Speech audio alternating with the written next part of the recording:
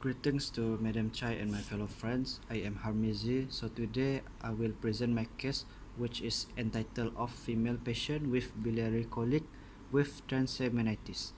Personal data: patient X, 38 years old female, Iban, lives in Syrian and works as a chef at a restaurant. She was admitted to Female Ward Hospital Syrian on 23 July 2021 via ETD Hospital Syrian. No allergy was reported by the patient. Upon the admission, the vital signs were found to be in the normal range except for the pain score, which is fall into 5 to 6 out of 10. So complaint of the patient complained that she feel pain at right hypochondriac region relating to the back with the pain score 5 to 6 out of 10 for 3 days. The pain is dull and colicky in nature and worsening throughout the hospitalization. During the admission also, she was reported that she had a poor oral intake and also had a pale stool and diarrhea for 2 days. So for history of present illness, she reported that she felt the pain on right hypochondriac region and back pain started since 3 years ago. She often went to the clinic and have a follow-up for the uncomfortable sensation, so the doctor treated this condition as acute gastric and was prescribed with analgesic to control her pain. The pain reduced after she took the medication, and also the pain was fluctuating during these 3 years. So current medical diagnosis: biliary colic with transaminitis. So for family history, the mother was found out to had a gallbladder stone, and her father had hepatitis B, and her elder sister was uh, had cholecystectomy on 2015. So for the past medical history, she is verbalized that she had no underlying disease.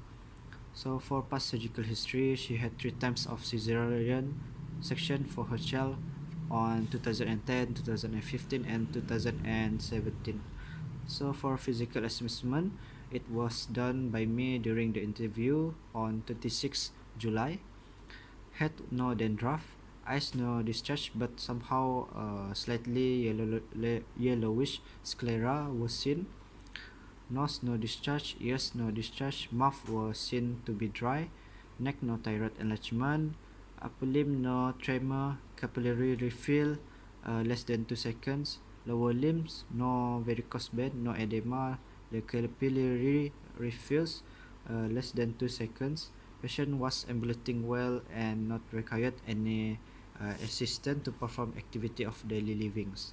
So during the hospitalization also, she lost 2 kilograms of body weight. Laboratory and diagnostic results were done for FBC or full blood count, hemoglobin, white blood cell count, and platelet level were found to be in normal range. For liver function test or LFT, aspartate transaminase, alkaline transaminase, alkaline phosphatase, and bilirubin level were found to be increased level compared to normal range. This may indicate that there is problem on her liver and gallbladder. Chest and abdominal X-ray were done. Chest X-ray were found to be no hyperinflated was seen. Abdominal X-ray, however, the bile duct were seen to be inflamed. So for pathophysiology of the medical diagnosis, biliary colics occur when the gallbladder neck becomes impacted by a gallstone. There is no inflammatory response, yet the contraction of the gallbladder against the occluded neck will result in pain. The pain may be precipitated by the consumption of fatty foods, and the patient often complains of nausea and vomiting. Fatty acids stimulate the duodenum endocrine cells to release cholecystokinin (CCK), which in turn to stimulate the contraction of the gallbladder, which result in pain. So for sign and symptom, firstly is pain at right upper abdomen, clear colored stool, and lastly is nausea and vomiting.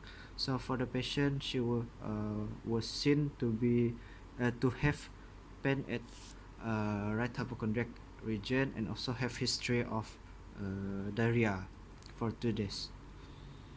For transaminitis, sometimes it is called hypertransaminemia, which refer to high levels of certain liver enzymes, which called as transaminases. When too much enzyme in the liver, they start to move into the bloodstream.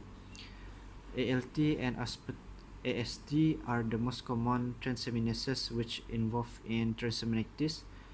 It does not produce any symptom but usually indicate that there is something else going on, so the doctor use it as a diagnostic tool.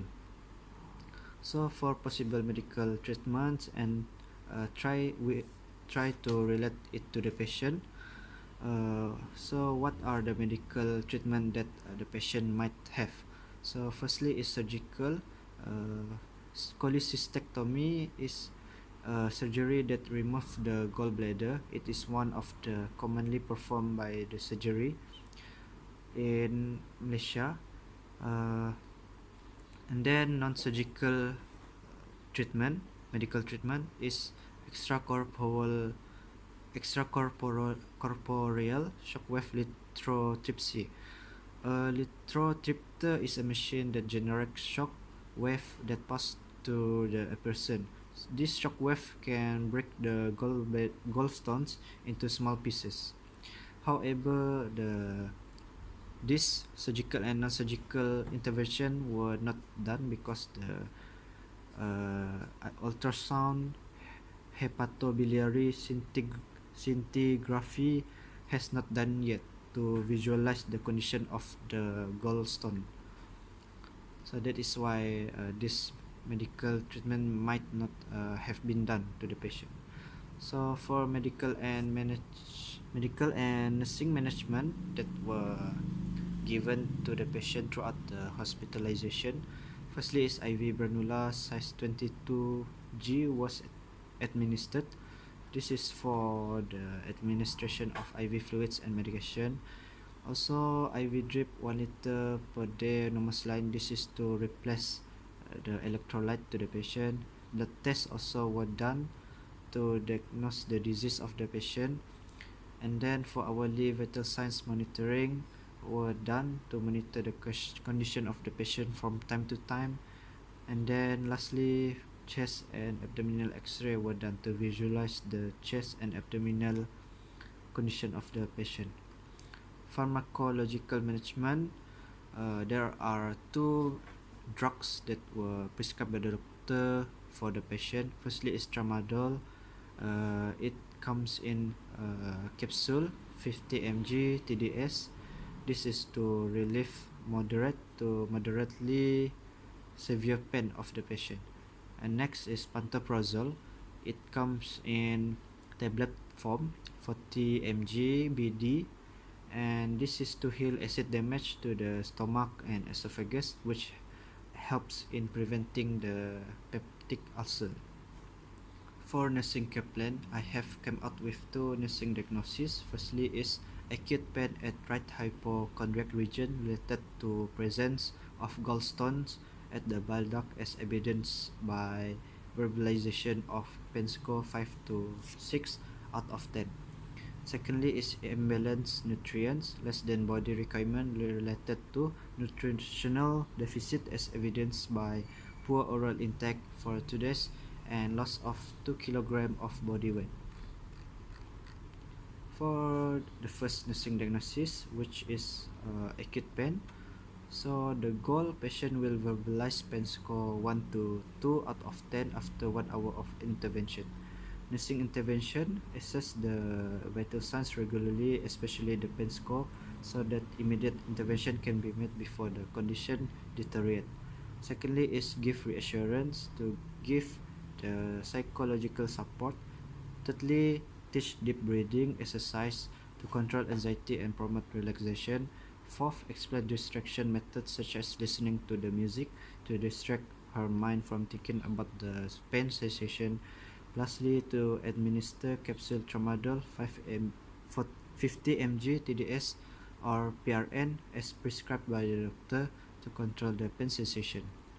Evaluation: patient was verbalized pain score 1 to 2 out of 10 after 1 hour of intervention. Second, nursing diagnosis, which is imbalanced nutrient, less than body requirement. The goal: patient will demonstrate an increasing of oral intake and show no sign of dehydration throughout the hospitalization. The first nursing intervention is measure daily weight to make a baseline data for the weight. Secondly, explain the importance of oral hygiene. Oral hygiene may influence the taste of the foods. Thirdly, explain the importance of taking enough nutrients because it can provide enough energy to the patient. Fourth, provide pleasant environment such as good ventilation. A pleasing atmosphere helps in decreasing the stress and is more favorable to it. Lastly, encourage to eat frequently but in small amount to make sure that the patient will continuously to eat. Evaluation: patient was demonstrated of increasing of oral intake and show no sign of dehydration throughout the hospitalization. For health education, uh, firstly, advise to eat food which contain less calories, fats, and processed food. Some research suggested that diets in high calories, fats, and processed carbohydrates such as white bread and sweets may rise to the risk of gallstones. And then teach deep breathing. As the patient often complain of pain, deep breathing can help to reduce the pain and promote relaxation. Thirdly, encourage the patient to eat in small amount but frequent to ensure that the patient will consume enough nutrients. Fourth, reminds the patient to come for each of her follow-up for her treatment so that the patient's condition is updated and further management can be made. She was reminded that next due for appointment is 2 August for ultrasound hepatobiliary scintigraphy at PJ Hus or Pusat Jantung Hospital Sarawak. Summary: patient X admitted to Female Ward Hospital Serian on 23rd July and was discharged on 27 July. The reason was admission was pain at right hypochondriac region, diarrhea, and poor oral intake for 2 days. Generally, her condition was improving as her pain decreased throughout the hospitalization and oral intake slightly decreased and no sign of diarrhea. Vomiting was noted. She was given an appointment for next follow-up. So that's all from me. Thank you.